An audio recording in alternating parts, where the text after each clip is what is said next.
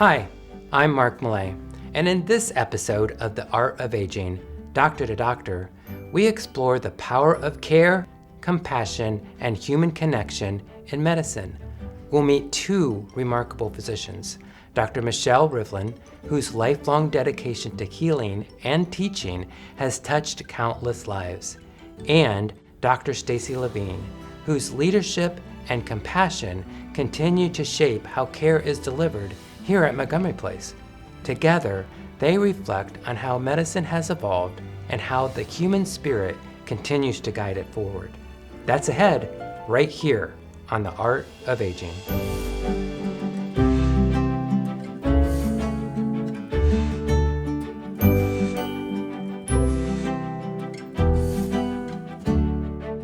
Welcome to the Art of Aging podcast, a program proudly produced here at Montgomery Place, where residents find a place to thrive at every stage of life.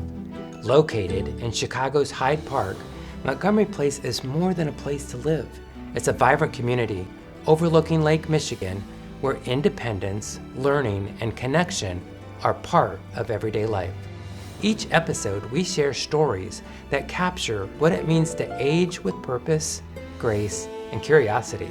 Today's episode, Doctor to Doctor, is brought to you by our friends at OMTS, Trinity Rehab, Rivlin, and Unidyne, all valued partners here at Montgomery Place. In today's episode, we go behind the scenes with two extraordinary physicians, Dr. Michelle Rivlin and our own medical director, Dr. Stacie Levine, as they share their journeys from their first days as young doctors to witnessing the transformation of medicine itself, as women moved from primarily being nurses at the bedside to physicians leading the way. Let's hear their story. The Art of Aging, Doctor to Doctor, is presented by OMTS, Trinity Rehab, Rivlin, and Unidyne, in partnership with Montgomery Place. Well, welcome to today's episode of The Art of Aging. I'm joined today by my two favorite physicians, Dr. Levine and Dr. Rivlin. Thank you so much for being with us today on our episode. So, let's start with you, Mitch. Tell us a little bit more about your history. Well, I'm a South African. I left South Africa for the first time when I was 21. 21. And you can hear from my accent Yes. that I'm still a South African. Though I have tried to speak like an American, but no luck. From South Africa, you went to Mississippi? No. No.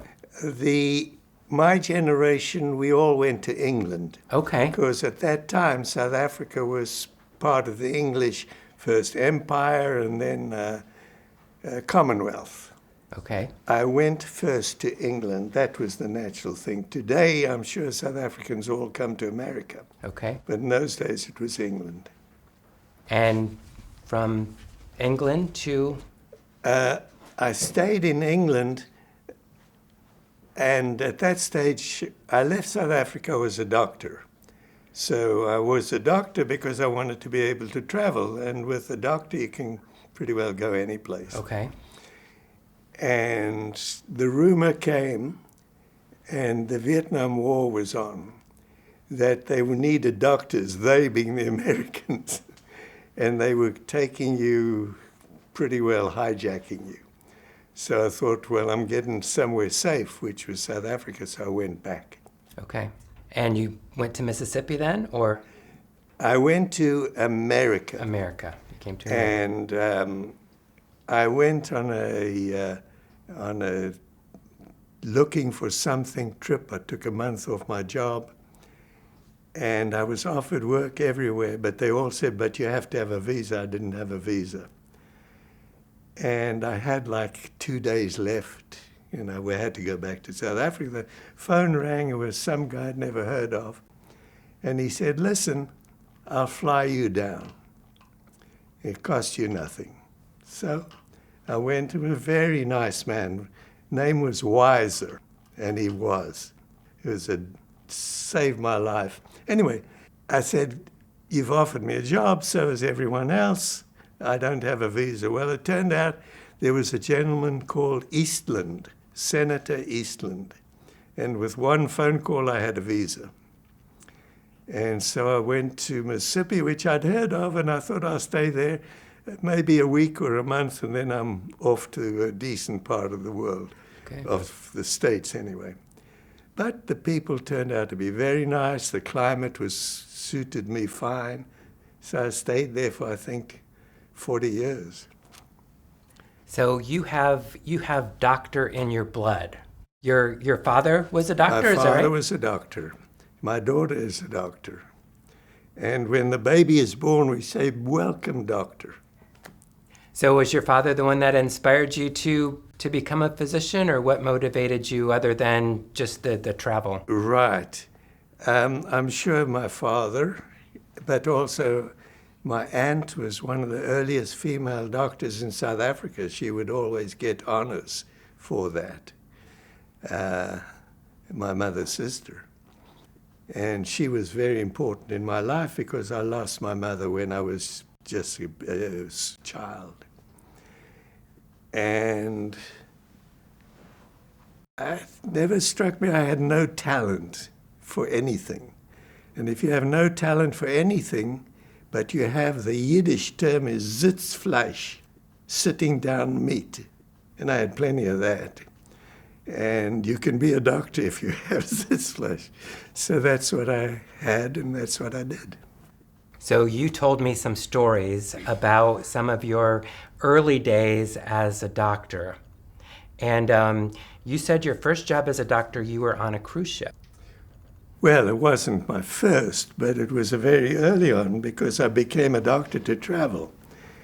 And there was something in those days called the Peninsula and Orient Shipping Line, P&O Orient, an English outfit. And they had these luxury liners that went all over the show with wealthy people on board. And crews recruited for, I'm sure, not a lot of money from India. And officers, of course, very English. And so I went on those as an assistant doctor. And this was a round-the-world cruise. Okay. So it was lovely, 5 months. What brought you to Chicago? Oh, my daughter's here. Okay. Yeah. And your daughter's a physician, and so you kind of transitioned from the physician world to education. Well, not really. I mean, if you're a physician in a teaching hospital, Okay. you teach. So it's education. You happen to be teaching medical stuff. But yeah. And one of the beauties is your pupils do all the work. You just tell them what to do and give them a rough idea how to do it, and then good luck to them. So, Dr. Levine, what inspired you to become a physician? Well, my first job in a hospital was when I was 16. I was a dietary aide. Okay. And so I was just assuming that I would put on a hairnet and scoop food out. And then I started serving trays to patients upstairs. And I was like, I really was curious about these people that were sick in beds. What was wrong with them? I was following the nurses around. I saw the doctors. And I felt like that would be a potential career for me, one way or the other. So, yeah.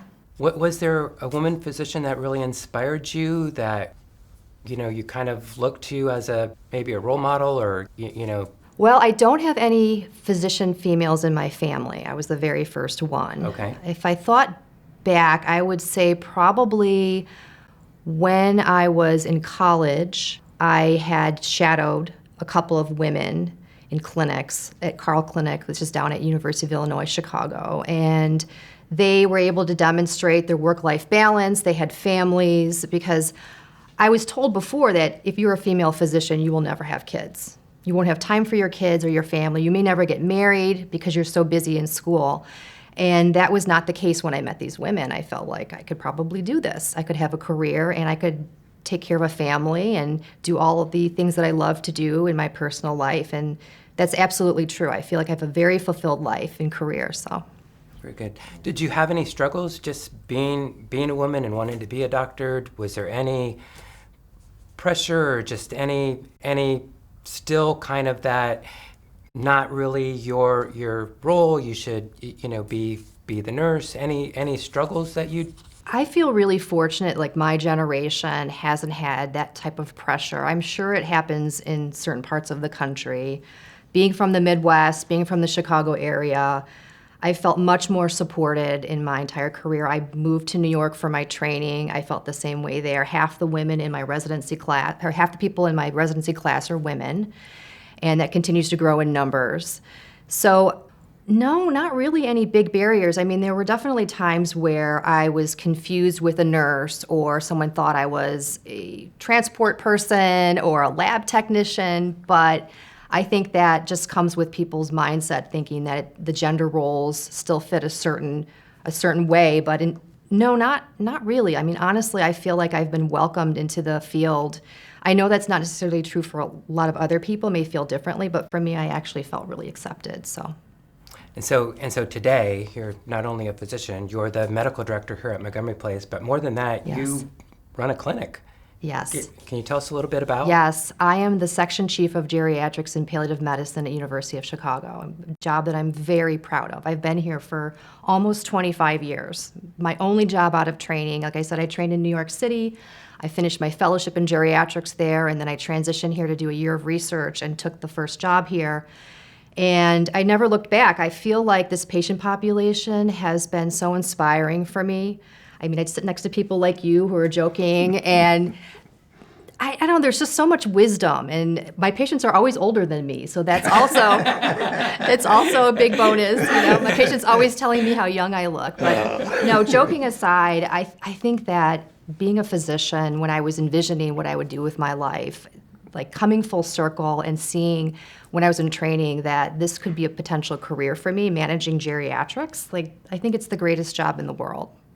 Sure. And so I'm sure you've both seen a lot of changes, just in medicine and the whole medical industry. But it really seems to be like things have really come full circle. So remember, back in the olden days, doctors made house calls. And today, we're actually starting to see, physicians again making house calls to the geriatric population. And it's about aging in place and being able to do that successfully and comfortably. So talk a little bit about that transition of kind of back, coming back to homes for visits. Yes, and it's all population health based because it's true. As we get older, we have no idea what our physical function or mental function is going to be. We hope we're going to live healthy and just continue on with our lives, live well into our 90s or even older than that, but that's not always the case for everybody. People develop medical problems and they have some limitations, so there are some people eventually who can't really leave the house.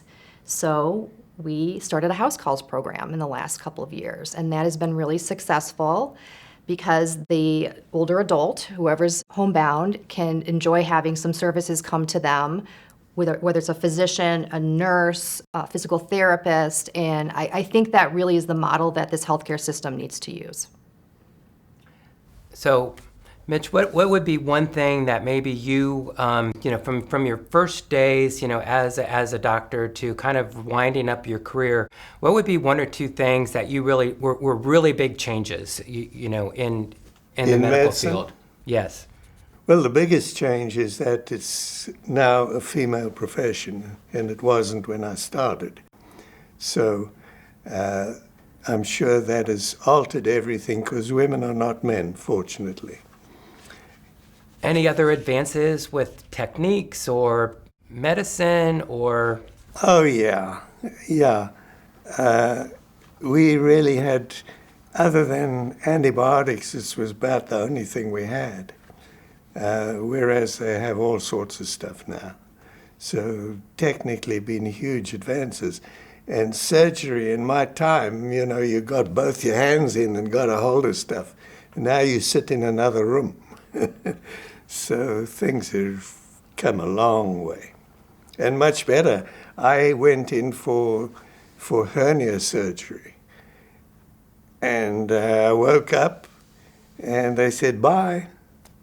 And Yeah. I've just arrived. Same-day surgery, babies are born, and the mothers are discharged within 24, 48 hours. They used to keep them in the hospital for a week. Yeah.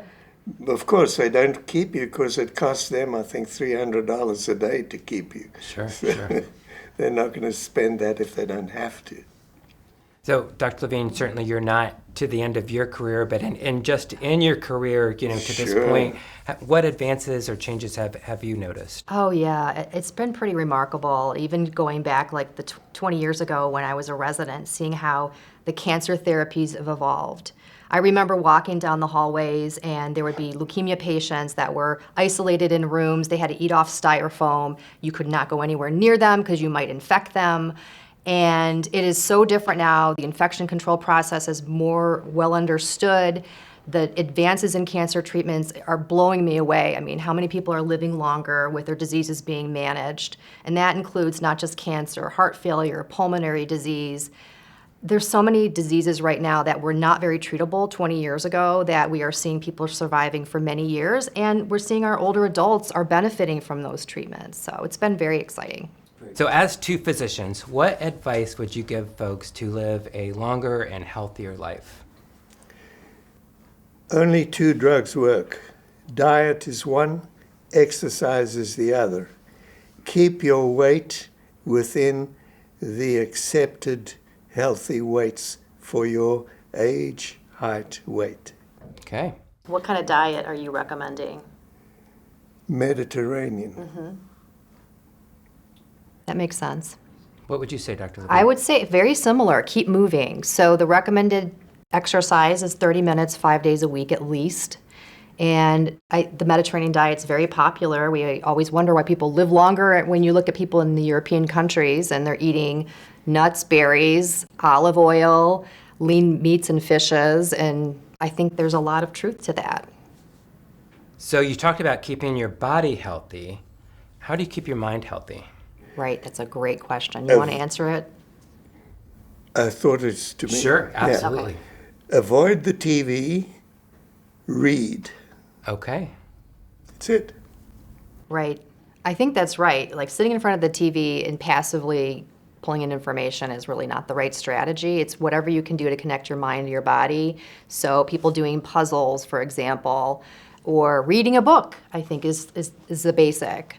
But getting out there, socializing is really important too. I don't think people fully understand the importance of getting out there and connecting with peers, which is why this place is so great, because you have all these activities available to you that you can do when you live here.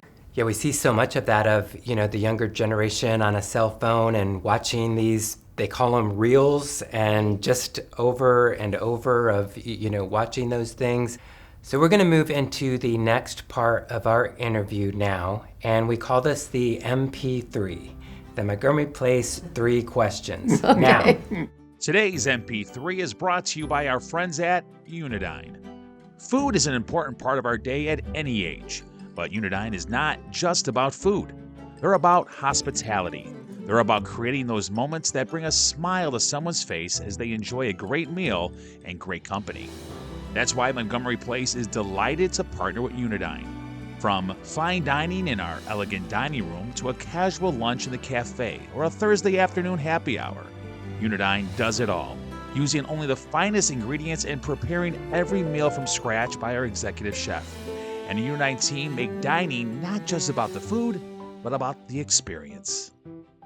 so there's no wrong answers, but I'm going to ask both of you the same 3 questions and just what comes to your mind when I ask you. So, Mitch, if you could go back and give your 20-year-old self one piece of advice, what would you tell yourself? Don't marry the person you married. Okay. Say more. My husband's going to be watching. I want to know. I want to know why you said that. Well, if you know that I'm divorced. Okay. Okay. Dr. Levine, what advice would you give your 20-year-old self? Get lots of sleep. Get lots of sleep. Yes. Yes, Because you're bank going the to need sleep. it later? I just think that sleep is like the root of everything, of health, is if we have good sleep, that is the foundation for everything we need to Okay. do in life. There you go. Yes. So, question number 2. What lesson did it take you a lifetime to learn? That I'm not the center of the universe. Okay. And I'm not sure I've learned it yet. I like that answer. Okay, ask me I'm sorry, I forgot the question. What lesson did it take you a lifetime to learn? Gosh, I don't think I've had a lifetime yet. Half my lifetime? What lesson? To just take care of myself. Okay. That I matter. That I should take care of myself. Yes, give myself the benefit of the doubt, not be so hard on myself. That's the difference between a woman and a man. A man takes it for granted, yes. Oh, I thought you were going to say because she was honest. No? Okay. All right, our last question. So what brings you the most joy in your life today?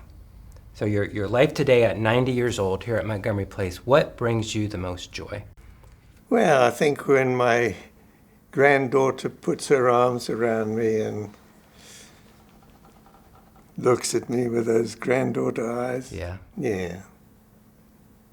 Dr. Levine. Same family. I don't have grandchildren yet. I'm not you that will, old yet, you but will. yeah. But yes, my family. I have 3 kids. They're 23, 21, and 17, and they are the apple of my eye. So I'm very proud. Well, really do appreciate both of you being on our episode today. And it's just, hearing your stories and having dinner with you and, on the cruise ship. But really what inspires me is when I see you outside walking, every day that you're, bundled up and outside and still so active and energetic.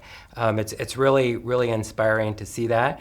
And of course, Dr. Levine, just the work that you do here at Montgomery Place for our residents, as medical director, and just your compassion and care that you demonstrate, in working with our residents is just very grateful for that. Thank you. We do have a couple parting gifts for you before you leave today. So have these wonderful Montgomery Place coffee mugs. Oh, wow. for you. Thank you. All right. And a beautiful, stylish Art of Aging jacket to keep you warm when you're outside walking. I think this is for you. Oh, nice. Thank you. For you, sir. And these gifts are made possible by Life Care at Home and Remedy Pharmacy. And we really do want to thank our good friends at Remedy Pharmacy and Mr. Burt Brady. Special thank you to him and his team for all that they do to help seniors manage medications safely and effectively. So thank you again for joining us today. And that is the end. It's a wrap. Thank you.